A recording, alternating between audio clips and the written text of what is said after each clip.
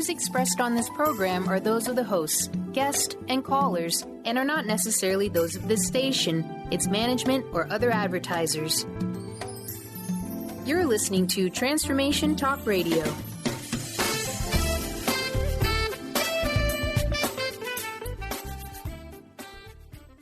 Moms, are you ready to become enlightened, empowered, and stress-free?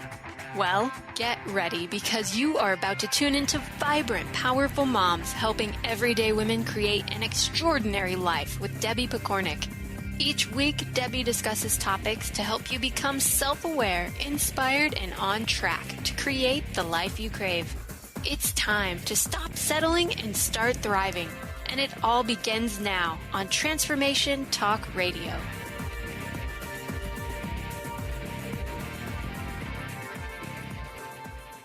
Welcome. This is Debbie Pokornik, host of Vibrant, Powerful Moms, a podcast focused on helping you realign with your vibrant, powerful self so that you can fully enjoy the life you've come here to live. Today, I'd like to talk about a topic that's very near and dear to me. Standing in your power. This is the name of one of my books, and it's something that I believe I've come here to learn, practice, to mess up in, to learn some more, to practice some more, and then to share all that learning with others. When a person is standing in her power, she's tapped in to who she is. She knows what strengthens her, what drains her, even what might be blocking her. She knows how to recharge her batteries, and she makes a point of doing so. She is caring, compassionate, flexible, creative, a fierce lioness when needed, and more like a gentle kitten when it's not. When I say standing in your power, I'm not talking about strength over others, but about building and maintaining an inner strength, like a strength of self. You know, all those beautiful self-words, self-love, self-acceptance, self-confidence, self-care, self-worth. To me, standing in your power and being a vibrant, powerful mom go hand in hand. So even though in today's show, I'm only going to provide you with 9 quick tips for how to bring more of this beautiful energy into your life, I will be covering all of these topics and many others in much more detail in other episodes.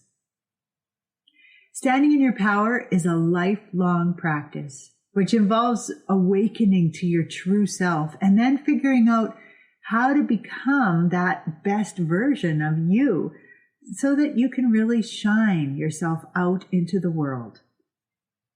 You can never have too many ideas and reminders for how to practice something as big as this. So I hope you enjoy. The first tip that I want to share is to know that you are the perfect person to be you. Now, I know this sounds cliche, but it's such an important thing to really internalize and believe. There is no one out there who is better qualified to be you. You have gifts, talents, and challenges that are unique to you specifically. And the sooner you understand and accept that, the easier it will be to stand in your power. It also will serve you to stop comparing yourself to others and thinking that that provides a true measure of how well you're doing in life. It's fine to look at others for ideas, suggestions, and support, but always remember that you are the hero in your own story, and nobody can do a better job of being you. I mean, if you think about it, that would be like deciding at some point that Harry Potter was no longer going to be the hero, and that instead somebody like Neville Longbottom was going to step into his role. Now, if you've never read the Harry Potter series, then you don't have a clue what I'm talking about, but you can probably understand that the hero of the story cannot just be changed willy-nilly. You are the hero in your story. When you really embrace the idea that you've come into this life fully equipped to deal with whatever life throws your way, you can stop thinking you're missing something and even sees your search to find answers outside of yourself. When you believe that you are broken, defective, or missing something, it's really easy to shift into blame, shame, negative comparison, and even victim mode. This drains you of your vibrancy and weakens your power. So, embrace your journey. Know it is unique to you and that there is no right or wrong way for you to do it. I want to repeat that. There is no right or wrong way for you to do or live your journey. That's pretty profound when you think about it. The second tip to standing in your power is to become friends with your inner wisdom. That means you need to learn how it differs from the inner critic, and then figure out a way that you can turn the volume up for the wisdom. Your inner critic is that voice that makes you feel bad. It eats away at your willingness to take risks. She's that voice in your head that reminds you of every shortfalling, whether it's real or imagined, that you've ever experienced. And then she does her best to keep you stuck. She doesn't want you to move out of your comfort zone. And so even though you're often, quaking in fear in your comfort zone, or maybe you don't even like it, it's not even that comfortable a spot, you don't want to move out of it because it's too scary. You'd rather be with the devil you know. It's worth it to learn how to change what the inner critic is saying. Now, your inner wisdom, on the other hand, is a natural part of who you are. Yet, it's quite possible you aren't even aware she exists. Although it can be easily confused with the inner critic, your inner wisdom is a voice that you definitely want to hear. Once tuned in, this wisdom will guide you in making decisions, provide you with direction, and allow you to be the vibrant, powerful mom that you strive to be. I have a quick little example from my own life that can show you how inner wisdom works. I was at a meeting one day. It was a mastermind meeting, and my sister was with me. And when we went to leave, one of the other people at the meeting had parked her car on the driveway behind me. There was enough room for me to back out around her, but it was a little bit tight.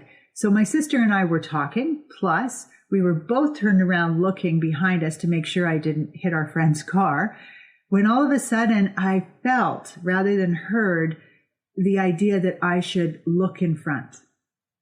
So because I was backing up, I stopped the car, looked to the front, and my front of my car was just like millimeters from hitting the post of the family's basketball net. I'm not sure if it would have knocked it right down or what, but I was going, fast enough, swinging my front end over, that it would have made a mess. I hadn't even seen that it was there at all. And because my sister and I were talking, I just wasn't really paying that much attention, I guess. So I am so glad that I listened. Now, when we're talking about inner wisdom, we're talking often about much deeper things, but this is just a perfect example how your wisdom is always talking to you. You just need to listen to it. Tip number 3 to standing in your power is to move self-care to the top of your priority list. Self-care is about making sure your needs are met. And amazingly, most of us, women especially, really struggle with making this a priority. At the very basic level, self-care involves things like sitting down and actually chewing your nutritious meal, rather than wolfing down junk food or fast food as you race from one duty to the next. It's also about going to the bathroom when you need to go, rather than forcing yourself to hold it as long as possible so that it doesn't interfere with all the things you need to get done. Now, I know there's times where you don't get to go, whether you're in a car or whether you're, like when I used to work at a bank, I couldn't just say to the client, sorry, I have to go to the bathroom. Can you just wait here at my till? But there's also plenty of times where we could go and we don't because, I just got to quickly change that load of laundry, or, I'm just going to do this first, or I'm not going to have supper done in time, or you answer the phone, you're on the way to the bathroom and the phone rings and you answer it because well, you're a slave to the phone. No, I say that because I've been there. I've done it. So looking after yourself in its most basic sense is things like drinking water, not just when you're thirsty, but at regular intervals throughout the day. It's about making sure you get enough sleep, about having ideas and doing things to release stress. It's about going to the doctor or the osteopath or physiotherapist or whatever, some form of care when you actually need help. And it's about taking time to heal when you come down with something. So are you guilty of sometimes putting yourself last on your list for true compassion and understanding? I mean, we'd be the first people to tell a good friend or a child or maybe even our partner, go, sit down, let me bring you a cup of tea. Let me look after you. You need to rest. And yet we just don't do it for ourselves. So looking after yourself first is critical to keeping yourself healthy, happy, and able to nurture others. This doesn't have to take a huge amount of your time, but it does need to be a priority if you want to be vibrant and powerful. Tip number 4 to standing in your power is to become intimately familiar with your feelings and how to process them. So many of us have learned how to ignore our feelings. We've even been taught that some of our feelings are wrong or bad and that it's important we don't allow them to show. This is unhealthy, and it is the number one reason we numb out in life and lose that connection to our wisdom and good health in general. If you've disconnected, which most of us have, you need to start tuning back into these important messengers in your life and learn ways to process what you feel. You know, when I think about people stuffing their emotions, I always think of a toy that my grandparents had where it was like a can with a lid on it.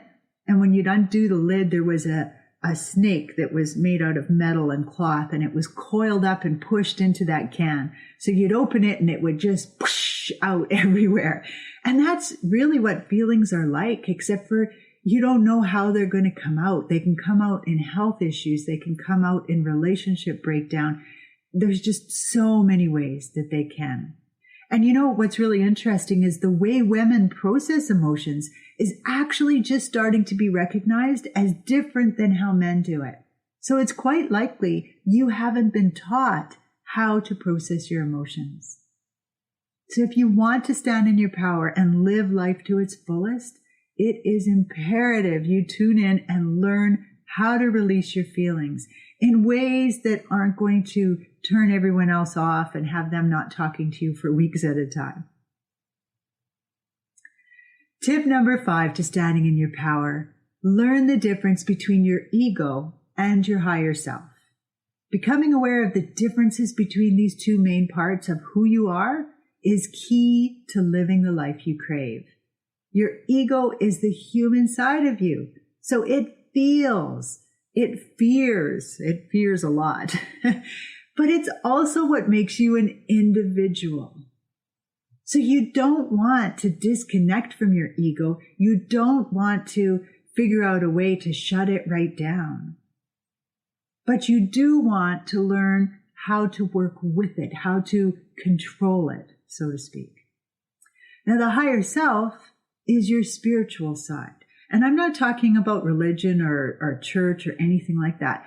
I am talking about it being the part of you that knows that you're connected to something much bigger than your individual experience. And so learning how to teach your ego to sit while still living a full and vibrant life removes a lot of those energy-stealing experiences that are tied to guilt, blame, shame, and judgment. Asking your higher self to be in charge will allow you to access the guidance that you need to live on purpose and will help you connect with your inner wisdom. So you can see how all these things kind of tie together. Both your ego and your higher self are equally important, and they need to be allowed for you to experience your personal power. Learning the difference between the two and how to get them working together is the answer to living life to the fullest. So it's a really big deal. Tip number 6, open to the divine feminine and get to know how this beautiful energy can help you rebalance. See, the divine feminine is the balancing counterpart to the divine masculine, and it is something that both males and females need to learn how to embrace. We all have masculine parts and feminine parts. We need that energy flowing through us. But in an effort to survive in a masculine model, which is different than just the divine masculine, most women have cut themselves off from a lot of the divine feminine, and then they've adopted a sort of distorted energy in its place. Now, since we require more divine feminine than men do in our lives, this has left us really unbalanced, unhappy, unhealthy, and feeling incomplete. The divine feminine is where the dreaming happens. It's where the conceiving the ideas and then growing it into something bigger occurs. Creativity, nurturance, opening up to receive, using pleasure to replenish. Imagine that, rather than just the occasional well-earned treat, actually having it as an important part of your life, as well as being able to truly collaborate with other people. These are all parts of the divine feminine realm. Now, it's the divine masculine that helps us build the structure the dream will be birthed into. The planning, protecting, getting things done. These are all very necessary pieces if we want to see these things happen. But it's really tough to recharge your batteries and be creative, vulnerable, and nurturing when you're always on the go, getting things done and producing results. So if we get too deep into that masculine, we start burning out the divine feminine. So if you want to be a vibrant, powerful woman, you need to uncover how much feminine and how much masculine you need to be balanced. And then you live it, knowing that it's more like a teeter-totter than an actual balanced state. You're going to be moving around, some days using far more masculine, some days using way more feminine. And that's okay. Tip number 7, figure out what fills you up, then top up your tank on a regular basis. So this kind of goes back to both this divine feminine idea and also the self-care tip we talked about earlier. It's really important that you figure out, if you don't know already, what truly brings you pleasure, and then bring more of those things into your life every single day. This will raise your vibrational energy, which in turn makes life more pleasant, and it also draws more of those pleasant kind of things back to you because it attracts the same kind of energy that you're putting out. So take a look at the things that you really feel good after doing and add those to your self-care regime. In other words, don't make yourself go jogging just because people tell you that that's the best way to stay in shape. Go jogging if you love to go jogging. But if you get more pleasure from dancing, walking, swimming, yoga, Zumba, do those things instead. When you enjoy your exercise, you actually release more orexin, which is a hormone. And when that orexin gets flowing, it means that you'll feel more energetic from that exercise just because of the orexin. And it also speeds up your metabolism. So it's an awesome way to go. Seek out things that make you feel awesome and add it to your sense of well-being. The better you feel when you're done, the more you can be sure that it's helping you stand in your power. Tip number 8, get to know yourself intimately. A huge part of being self-aware involves getting to know which behaviors come naturally to you and which are learned. The family you were raised in influences the kind of person you are in a relationship. Your love language helps you to feel loved and to express love to other people. Your erotic blueprint helps you to understand your needs in intimate relationships. And your personality predisposes you to certain behaviors. And that's just a snippet of what makes you, you. There are many other aspects. So make understanding yourself a lifelong goal. communication modes, genetics, astrological influences, gender differences, numerology, the list goes on and on. They all have an impact on who you are. Some of these things are changeable, some are permanent, but all of them are flexible once you are aware and understand them. Another side to this idea is getting to know your blocks, like your patterns of self-destruction, your limiting beliefs, or even karma.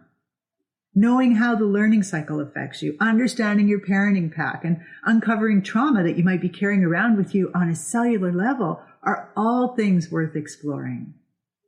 Knowing you is a huge task, so make learning all about you part of your daily adventure, and you'll never run out of things to learn. Just be sure to do it with lots of compassion and willingness to allow changes as they arise. In other words, don't lock yourself into any box just because it sounds familiar to you. The more you learn, understand, and love yourself, the more brightly you will shine. Logically, this is when you might move on to understanding those that you are in intimate relationships with, but our tendency is to actually diagnose others and try to fix them first before working on ourselves. So I have to tell you that just as a little bonus, putting effort into being the best version of yourself that you can be first will create positive changes in every area of your life. It's so cool. Problem relationships just fall away because you're no longer vibrating at the same energy that they are. You're no longer attracting that to you. And then other people in your life will grow with you. It's amazing to watch. It's amazing to experience. Tip number 9, create clear boundaries and learn how to assertively stand up for them. This tip is about awareness. What are your boundaries and why? Along with being able to enforce them in a way that clearly states what you need without attacking the person who's crossed them. Being assertive means standing up for yourself or your beliefs in a way that helps you feel good about yourself without putting the other person down or aggressively attacking them. With assertiveness, when you reflect back on what you did or said, if your ego isn't clouding the picture, you will see that your actions provided you with a healthy way to vent how you were feeling. It requires a lot of practice, though, especially when people are pushing your buttons. And really an important side note that I have to add in is that being assertive doesn't mean that you will always get your way or that the other person will agree with you. It's really about saying what you need to say or doing what you need to do. It's about standing up for you because it matters to you, not about changing their mind. Although sometimes that is an added benefit. So it's a great skill to have. Some people struggle with being assertive because they don't want to rock the boat. They don't want to hurt anybody's feelings or be seen as bossy, that kind of thing. And others struggle because they have trouble empathizing and they find attack mode to be much more quick and efficient. The truth is, when assertiveness is done right, it strengthens everyone involved. So those who care about you will like to be clear on your boundaries and respect you when you clearly share what you need and why. And those who don't care aren't going to change their mind no matter what you say. They actually are often hoping that you will attack so that they can get a good fight out of the deal. And yet when you respond assertively, often you will gain their respect. So standing in your power means having clarity around what you stand for and why, and then knowing how to share that with others. So there you have it.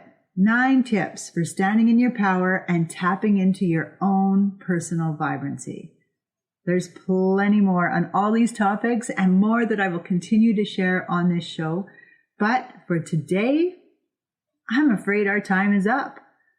With much respect for you and the journey you were on, this is Debbie Pokornik wishing you a vibrant and powerful day. You've been listening to Vibrant, Powerful Moms with host Debbie Pokornik. If you've enjoyed this show, please give us a shout out and leave us a positive review. To find out more about Debbie and her sisterhood of Vibrant, Powerful Moms, visit empoweringenergy.com. That's empowering with letters NRG.com.